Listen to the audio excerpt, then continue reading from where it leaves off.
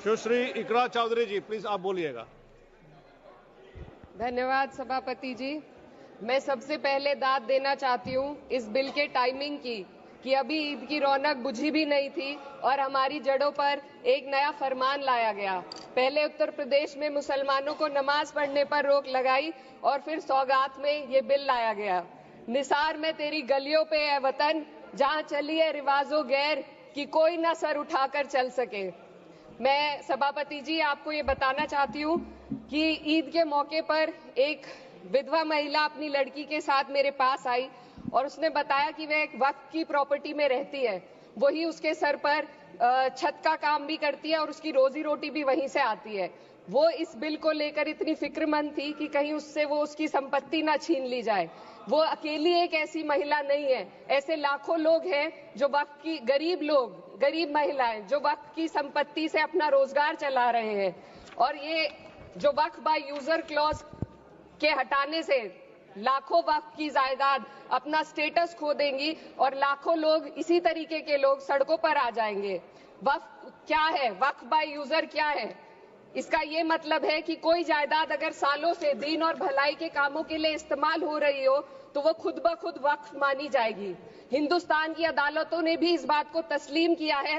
Waqf by user सिर्फ वक्फ board को ही मिली कोई खास सौगात नहीं है, ये बल्कि सभी अन्य धार्मिक ट्रस्टों को परंपरा और यूज के आधार पर बिना किसी डॉक्यूमेंटेशन के धार्मिक चरित्र को डिक्लेयर करने का राइट मिला हुआ है। भारत के संविधान के आर्टिकल 13 क्लॉज 3 में कस्टम और यूसेज को कानूनी वैधानिकता प्रदान करता है। इसी आर्टिकल से वक्फ बाय यूजर भी निकला गया है। इस बिल के कानून बनने पर वक्फ बोर्ड तो इस प्रोविजन से हाथ धो बैठेगा, लेकिन अन्य धार्मिक ट्रस्टों को यह सुविधा जारी रहेगी। इससे भारतीय संविधान के आर्टिकल 14 और 15 का सीधा उल्लंघन है, जो धर्म और जाति के आधार पर भेदभाव और कानून के सामने सभी की बराबरी पर जोर देता है। मैं इसके साथ ये भी कहना चाहती हूँ कि सत्ता के लोग जो एक दूसरे की पीठ थपथपा रहे हैं कि वक्फ बाय यूजर का जो अमेंडमेंट इन्होंने दिया उसको एक्सेप्ट कर लिया गया है, लेकिन इनकी शरारत यह है कि उसके साथ ही एक ऐसा प्रोवाइजो इसमें शामिल किया गया जिसके आधार पर यह कहा गया है कि अगर कोई भी वक्फ की संपत्ति विवादित हो तो वो अपना वक्फ स्टेटस खो देगी। तो जो अमेंडमेंट इन्होंने दिया है, जिसको एक्सेप्ट कर लिया गया है, उसका कोई मतलब नहीं है। ये इनकी नीयत है जो साफ जाहिर हो रही है। सोने पर सुहागा एक काम और किया है। सरकार ने वक्फ की कानून के सेक्शन 107 को हटाकर लिमिटेशन एक्ट में 12 साल तक ही किसी के खिलाफ अदालत में जाने का प्रोविजन है। सेक्शन 107 में बोर्ड को लिमिटेशन एक्ट से राहत मिली हुई थी। वक्फ बोर्ड कभी भी अवैध कब्जाधारियों के खिलाफ अदालत जा सकता था। अगर ये सेक्शन ना हो तो अवैध कब्जा करने वाले लोग कानूनी प्रक्रिया का फायदा उठाकर वक्फ की प्रॉपर्टी को हड़प सकते हैं। अन्य धार्मिक ट्रस्टों पर भी ये लिमिटेशन एक्ट लागू नहीं होती, तो फिर वक्फ बोर्ड के साथ ये सौतेला रवैया क्यों किया जा रहा है? धर्म को देखकर दोहरी नीति क्यों अपनाई जा रही है? सेक्शन 107 और वक्फ बाय यूजर को अगर एक साथ पढ़ा जाए तो इससे लाखों वक्फ की प्रॉपर्टी पर कब्जा किया जाएगा। इसलिए ये बिल मुसलमान की भलाई का नहीं बल्कि उनके वजूद और विरासत को मिटाने का बिल है। हिंदुस्तान में बहुत सारे धार्मिक ट्रस्ट हैं जिसमें उस खास मजहब के लोग शामिल होते हैं और उसका इंतजाम करते हैं। और ये बात समझ में आने वाली भी है, क्योंकि जो व्यक्ति अपने मजहब के रीति रिवाज को जितना अच्छे से समझ सकता है, किसी अन्य मजहब का व्यक्ति नहीं समझ सकता।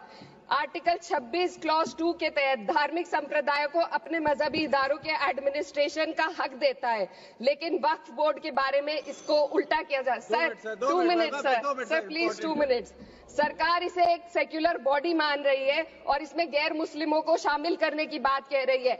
आपके मुंह से सेक्युलरिज्म की बात सुनकर अच्छा लगा, लेकिन अगले ही पल ये भ्रम टूट जाता है, क्योंकि आपको सिर्फ दान देने के लिए प्रैक्टिसिंग मुस्लिम का आपने क्लॉज डाला है, लेकिन बोर्ड में बैठने के लिए मुस्लिम होने की कोई आपकी क्लॉज नहीं है। तो इससे आपकी जो दोहरी नीति है वो साफ जाहिर होती है।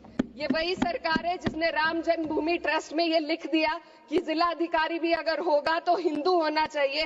कोई मुझे बताए कि वहां पर सेक्युलरिज्म का रस क्यों नहीं घोला गया। सर, आखिर में मैं अपनी बात को खत्म करने से पहले महिलाओं का मुद्दा बार बार उठाया जा रहा है। सरकार का कहना है कि बोर्ड में मुस्लिम महिलाओं को रिप्रेजेंटेशन देंगे। इस कानून से पहले भी मुस्लिम महिलाएं बोर्ड में मेंबर रह चुकी हैं और मिनिमम 2 का प्रोविजन था, उससे ज्यादा भी हो सकती थी। सर, मैं ये कहना चाहती हूँ कि सरकार ने महिलाओं के लिए ऐसा कौन सा नया काम किया जिसका ढिंडोरा सरकार का हर सदस्य पीट रहा है। इस बात की तायीद अगर आपकी तरफ से कोई मुस्लिम महिला करती तो हम उसका यकीन भी करते, लेकिन अफसोस आपकी इतनी लंबी कतार में एक भी मुस्लिम महिला नजर नहीं आती है। सर, मैं खुद एक मुस्लिम महिला हूँ। मैं सिर्फ सर, मैं माइनॉरिटी महिला हूँ। इस सदन में हम सिर्फ 2 महिलाएं हैं और उस नाते से मैं ये बात कहना चाहती हूँ कि इस बिल के माध्यम से मुस्लिम महिलाओं को कुछ नहीं मिल रहा है। ये हमें कुछ नहीं देना चाहते, सिर्फ टोकनिज्म हमारे नाम पर बनाकर एक नैरेटिव मीडिया में चलाना चाहते हैं।